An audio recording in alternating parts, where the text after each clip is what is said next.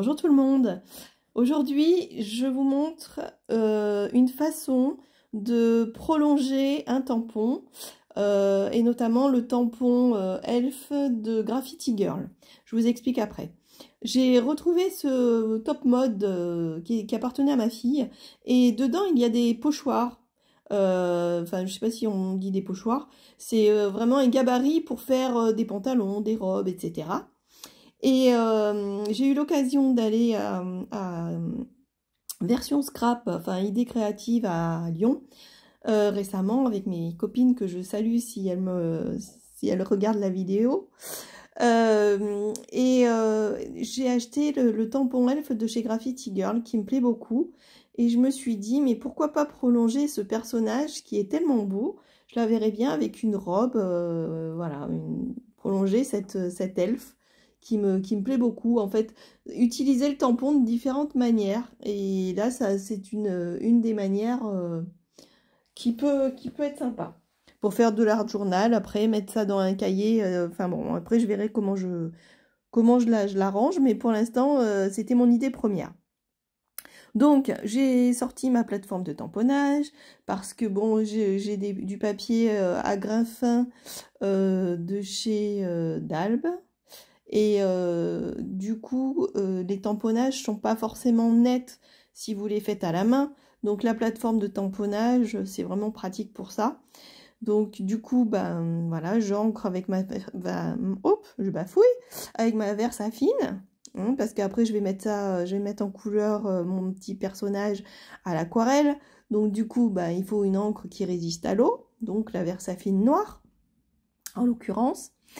Et voilà, et donc du coup, je tamponne jusqu'à ce que ça me convienne. Donc je le fais en plusieurs étapes parce que ben c'est jamais bien tamponné la première fois. On a beau rajouter de l'encre sur la plateforme, sur le tampon. Je veux dire, c'est jamais forcément net. Voilà. Du coup, eh bien écoutez, là je pense que cette fois, le tamponnage me convient. Voilà, donc du coup, ben, je vais sortir mon elfe, prendre mon petit crayon à papier et commencer par prolonger le bustier. Donc, pour ça, ben, vous suivez les traits, vous essayez de prolonger la partie soutien-gorge, on va dire, bustier. Voilà, et voilà. Bon, du coup, vous zoomerez parce qu'on n'y voit rien, c'est vrai, j'ai pas zoomé à ce moment-là, j'aurais dû. Mais bon, vous mettez les deux doigts sur l'écran et vous zoomez. Et du coup, après, voilà, j'ai utilisé le pochoir pour faire la ceinture. Parce que bon, elle mérite d'avoir la taille fine, cette magnifique jeune fille. Et après, j'ai pris le gabarit robe, jupe, on va dire, pour avoir le haut, en fait. Je me suis servi que du haut, puisque je ne vais pas lui faire une jupe courte. Mais je me suis servi, en fait, du haut pour donner une forme, en fait. Je voulais lui donner une forme et je me suis servi de ce gabarit-là pour justement créer une forme un petit peu ample sur les côtés. Voilà. Donc, mais bon, c'est pas adapté à mon personnage, donc c'est pour ça que vous me voyez décaler le pochoir. Elle est plus fine en fait que le gabarit, donc du coup, il faut l'adapter. Voilà. Donc du coup, après, bah, vous me voyez prolonger le bras, enfin, il va être caché derrière la robe, parce que bon, moi je suis pas très douée en dessin, donc faire des doigts, etc., là, c'est plus de ma compétence, là. Je sais pas, c'est pas évident, hein.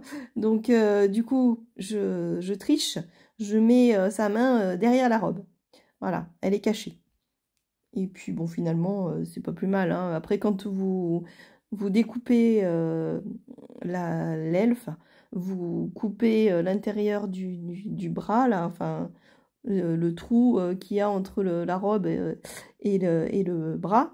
Et du coup, c'est très très bien comme ça, hein. Ça choque pas du tout. Donc voilà, je continue, je vais prolonger ma robe. Et je vais faire donc un drapé avec les côtés là qui sont irréguliers. Ça me sert au moins pour faire le drapé. Vous allez voir ça. Voilà, je prolonge. J'essaye de faire des pieds, mais bon, je suis pas forcément très convaincue de mes pieds. De toute façon, je pense que, à mon avis, je couperai le bas, enfin, je déchirerai le bas de la robe pour la mettre sur pour une page d'art journal. Donc, ça fera pas net en bas, mais c'est pas grave. À mon avis, ça sera beaucoup plus joli comme ça. Voilà, donc vous me voyez continuer avec, voilà, je fais un drapé et vous allez voir après, je vais tout repasser à l'encre avec un stylo noir, indélébile. C'est les Faber-Castell qui font ça. C'est les Pitt, je crois. Voilà, un trait fin. Et puis après, je vais la mettre en couleur. Voilà. Bon, ben je vous laisse voir la suite, visualiser la suite en musique. Merci.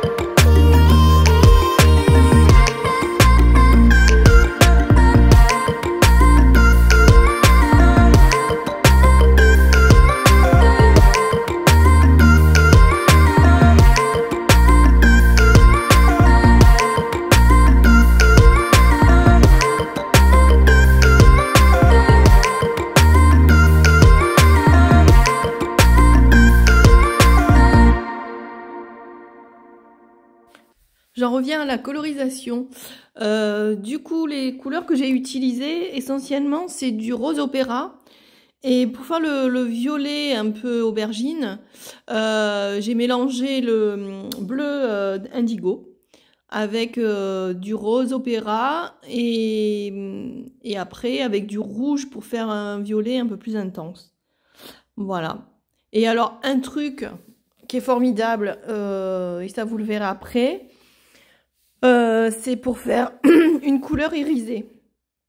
Alors, c'est sûr, hein, il y a plein de couleurs irisées qui se font, notamment chez Sennelier, il y en a chez Winsor & Newton, enfin, il y en a chez Daniel Smith. Mais en fait, bah, toutes ces aquarelles coûtent cher, hein. On va pas se le cacher, hein. Donc, je veux dire, à un moment donné, on peut pas tout acheter. Et j'ai investi dans un médium iridescent de chez Winsor & Newton.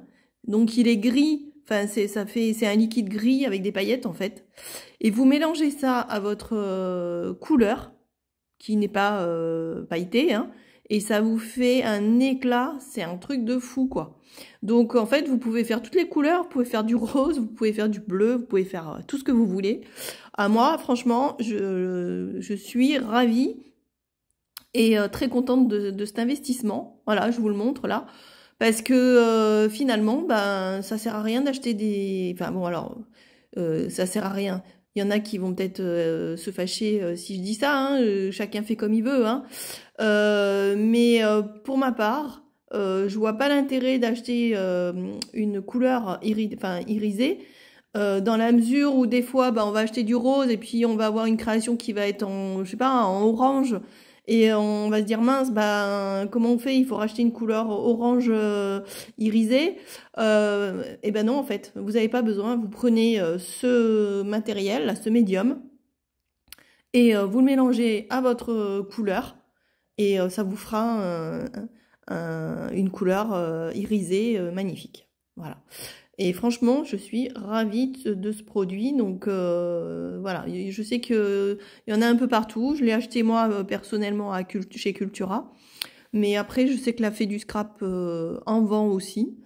Voilà, enfin, de toute façon, vous en avez partout. Hein, vous en avez chez les Aquarelles et Pinceaux. Enfin, vous pouvez en trouver un peu partout. Voilà, bah, je vous laisse visionner la suite de la colorisation. N'hésitez pas à me poser des questions si vous en avez. Voilà, je vous retrouve vers la fin de la vidéo pour vous expliquer les petites touches finales que j'ai mises sur ce projet. Et puis bah, peut-être dans une autre création avec une page d'art journal avec ma petite elfe. Voilà. À tout de suite.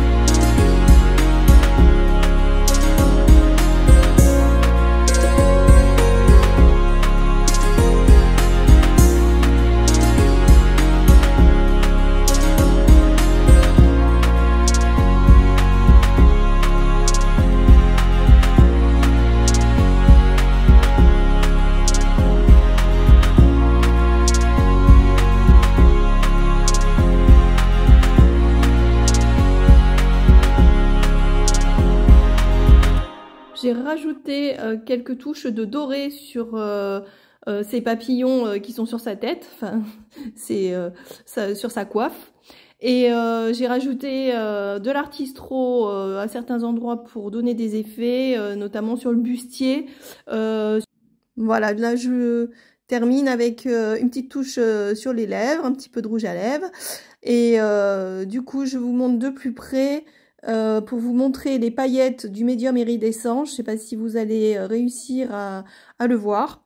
J'ai donc mis une touche de doré sur la ceinture, sur le bijou au milieu et sur la coiffe. Vous allez voir sur la deuxième elfe, sur la coiffe, le doré. Voilà. Là, on voit un peu les paillettes, hein, mais ça rend beaucoup mieux en vrai. Voilà, bah écoutez, j'espère que ce tuto vidéo vous aura plu.